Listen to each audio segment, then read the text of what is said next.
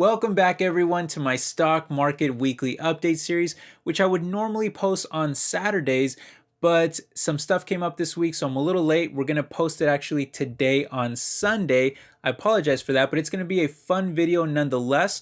Now, the markets fell this past week because of rising interest rates that don't seem to be going away, so I'll give you my thoughts on that. We'll also cover some major earnings reports that we got this past week, and as always, I'll make sure to let you guys know which stocks were the biggest gainers and losers for the week, and I'll also let you know if any of those catch my eye for investment as well. So it's going to be a fun one. Hope you guys enjoy it. Let's jump into it. Okay, and starting here first with the markets. Now, the Dow Jones fell another 1% this week, which has really been the best index out of the major three that has really held up the best, I would say, out of them, only losing about 12% from the top during our current market crash this year. However, the S&P 500 has performed much worse, falling another 3% plus this week, leaving it down over 22% from the top. And while it was briefly out of bear market territory recently, this week caused it to fall right back into it, now down over 20% again. But really nothing compares to the tech-heavy Nasdaq, who continues to suffer the biggest losses of all, with another 5% plus drop this week, leaving it down a giant 35% crash from the top. And you'll notice here that if we scroll back to the weekly chart, the biggest losses for the market really happened on Wednesday, where the Fed announced continued rate hikes, which brings us now to the market news portion of the video. And so basically the Fed held their November meeting this week, where they decided to raise rates yet again, this time by a steep 3/4 of a percentage point, which is the fourth time in a row that they've raised it by that amount, and it's the sixth increase in total so far this year, bringing our interest rates to the highest levels since the Great Recession. Of course, inflation continues to be the biggest concern in the macroeconomy right now, as we continue to sit right near the highest levels in over 4 decades.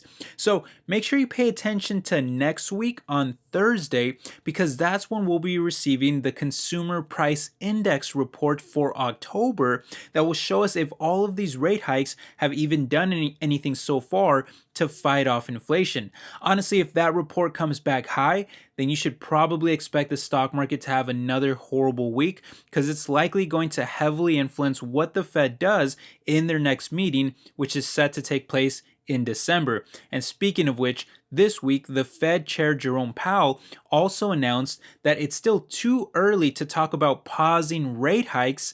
So definitely expect them to keep rising for now. It looks like there is no sign of them actually pausing those rate hikes. They're going to keep coming. However, he did also say that they would consider raising the rates by a smaller amount going forward if in fact inflation starts to come down. So again, I stress to you guys, keep a very close eye on the next Consumer Price Index report this upcoming week, especially if you're more of like a short-term trader, because that's going to heavily influence how you'd want to play the market. But of course, I'll make sure to cover it for you guys in the next weekly update too, so stay tuned for that. Apart from that though, other areas of the economy are at least continuing to show signs of improvement, particularly in the labor market, which saw US jobs grow much higher in October than what analysts were expecting, as the US economy was able to add another 261,000 jobs that month, which was much higher than the 200,000 that was expected. Now, job openings also came in higher at over 10 million, which some people would actually consider that to be a bad thing, because it means that there's still a ton of people not really willing to go back to work after all the stimulus that we've been giving out. But personally, I actually think that it's still a good sign, because we at least have plenty of available jobs out there in the market, out there in the economy, for anyone that wants them or anyone that needs them. And that's important to have in a horrible macroeconomy that was, literally in a recession earlier this year, and especially if an even bigger recession is on its way, which so many people are predicting. Speaking of jobs in the economy though, we had another round of earnings this past week too, with a handful of very popular stocks reporting, including the coffee king Starbucks, the biotech giant Pfizer, the rising semiconductor specialist AMD, and the speculative fintech SoFi. Now, Starbucks had a great third quarter, beating on both the top and bottom line, thanks to a double-digit revenue increase in North America that was boosted by not only the economy being open without any lockdowns, but also by inflation that sent their average prices higher, with customers still, seemingly willing to pay those higher prices despite them increasing. And that just kind of shows the power of Starbucks. Some people just got to have their Starbucks and they're willing to pay higher prices for it. Now, the solid performance was also despite their important China revenue seeing a 16% decline because of the pandemic lockdowns and the country's zero pepperoni policies that continue to hurt, the Chinese economy. As a result of the resiliency, though, in Starbucks, the stock shot up by over 8% just on Friday alone, but it's still down over 20% this year and sitting around the midpoint of its 52-week range. By the way, Starbucks has always paid a fairly attractive dividend, which is why I enjoy tracking it.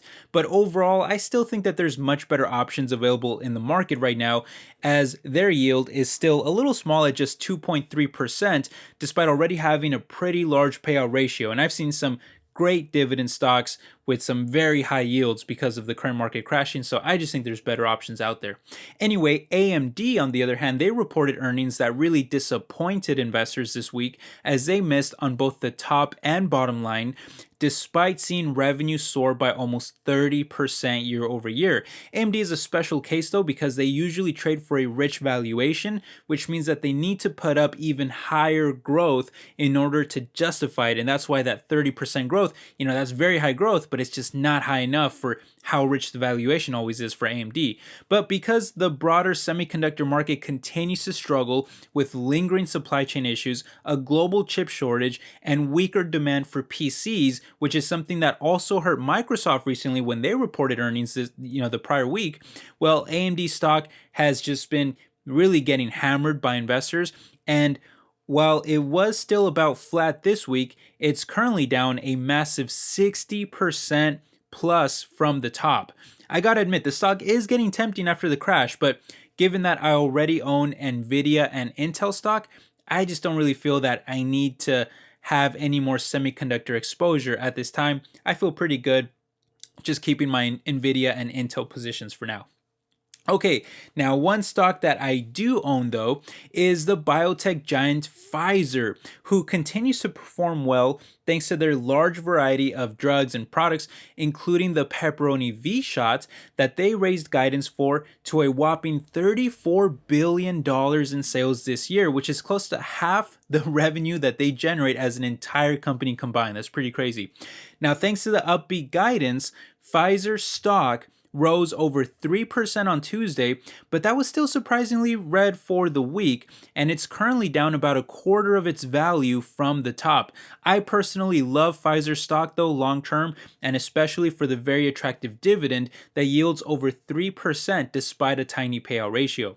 Another stock that I happen to own right now though that reported earnings this week was SoFi, which is an unprofitable spec stock that happened to report a smaller loss than expected, while also beating on sales and adding over 400,000 new members during the quarter, raising their total user base to 4.7 million. Initially, the positive news sent the stock soaring on Tuesday by like over 14%. I remember checking it was up a huge amount, but unfortunately, traders ended up abandoning the stock shortly after and really just gave up all of those gains and actually left it in the red for the week, and the stock is still down close to 70% just this year alone. Personally, I just recently started buying this fintech and I do really like them long term, but just remember that this is an unprofitable spec stock, and because of that, it'll probably continue to struggle or at the very least be extremely volatile during this horrible macroeconomic environment where investors just really seem to not want anything to do with unprofitable companies. Now, next week, we have some other very popular stocks reporting earnings, including Palantir, Disney, and Activision Blizzard and more. So make sure that you don't miss my update video next Saturday. But with that said, let's go ahead and finish up the video now by taking a look at the biggest gainers and losers for this past week. And I'll let you know if anything catches my eye here for possible investment in the future. Okay, and starting here first with the gainers, AMD saw the biggest climb, which is a medical device company that is famous for their new heart pumps that recently received FDA approval for use in patients with coronary artery disease, which is, by the way, the #1 cause of death worldwide. And the stock skyrocketed by about 45% this week after Johnson & Johnson made a bid to acquire the company, sending the stock soaring by almost 50% just on Tuesday alone. Right now, AMD trades for $374 after climbing by over $125 when the news came out. And if the deal goes through, then shareholders will receive $380 per share plus an additional $35 if the company is able to meet certain commercial and clinical goals. Apart from that though, the story was really all about Chinese stocks this week in terms of the gainers, with EV makers Li Auto and NIO both climbing by over 20% each, while the online shopping giant JD.com also soared by another 17% as well, and there were many popular Chinese stocks that just really had a great week overall. Personally, I already own Alibaba though, so when looking at JD.com, I feel I already have plenty of exposure to online shopping, so I've never really had any interest in JD.com. But NIO, on the other hand, who is on this list, well, that's a stock that I'm extremely interested in, because even after climbing by 20% this week, it is still down over 60% this year and over 80% from its highs as well. Now, this week's climb for Chinese stocks was due to rumors coming out about China ending their zero pepperoni lockdown policies earlier than expected, as well as an announcement that US regulators have finished their on-site audits of Chinese companies earlier than expected too, which could mean that Chinese companies are cooperating with the SEC, a lot better now, and thus it may prevent them from getting delisted in the US, which has of course been a major concern that has caused so many Chinese stocks to really crash very hard these last couple years. Like I said though, NIO is a stock that I'm very interested in, as they are of course a high risk speculative stock because of their heavy losses, but their sales have been on fire lately, more than doubling last year, with heavy expansion outside of China into Europe, where they are also expected to launch a mass market sub-brand with cheaper price tags, and they've even started working on expanding into the United States too, with a larger headquarters purchased earlier this year, as well as numerous rumors circulating that they are planning to build an entire factory in America too, with a planned launch date for their vehicles of as early as 2025. I'll probably be making a separate video on NIO stock for you guys soon, but yeah, just know that currently it is very high up on my watch list, and I am definitely tempted to take a small position in NIO stock. Turning over to the losers though, there were really only a few stocks that caught my eye this week. The online sports betting company DraftKings, man, they just continue to get hammered. They lost another 25% this week, and while I would otherwise be interested in taking a closer look at them, I just feel like I already own way too many spec stocks as it is to really give them a chance. But speaking of spec stocks, there's actually a couple more on this list that I'd actually be more interested in owning, which would be Twilio and Cloudflare, ticker symbols TWLO and ticker symbol NET, which fell over 40% and 25% respectively this week. They've actually been featured on previous updates too, because they're extremely volatile and they often make either the losers or even the gainers list. But this week they reported weak earnings with weaker than expected guidance, and has sent the stocks crashing by even more. Both are cloud-based tech companies, with Twilio helping businesses integrate chat, voice, and video communications onto their platforms, while Cloudflare is one of the fastest cloud service platforms in the world that also helps other businesses with their network, their security, and various application services. From the top though, Twilio has now crashed by a mind-blowing 90% after skyrocketing during the pandemic tech bubble, while Cloudflare has seen very similar performance, falling by over 80% from the top as well. Both also generate growing losses despite huge revenue growth. But to be honest, if I was in the market for a growing spec stock, I would still prefer NEO out of these three options. Valuation wise, Twilio is the cheapest, but NEO isn't too far behind, while Cloudflare is sky high at over a 16 price to sales ratio, which is way too expensive in my opinion. But when you look at revenue growth, NEO also completely destroys the other two companies, at least in this current macro environment, with more than double their revenue growth expected next year. Long term, I do think all three companies have a lot of potential, but I would still choose NEO as my favorite out of all the gainers and losers that we saw this past week. Anyway, that's going to do it for this week's update. I hope you guys enjoyed it. Let me know down below how you feel about anything that we discussed. Do you own any of the stocks that we mentioned today? And if there's anything you want to see in a future video, make sure you let me know as well. And I'll make sure to respond to your questions and comments down there too. So anyway, I hope you're all doing well. I'll catch you in the next one. Take care. Bye-bye.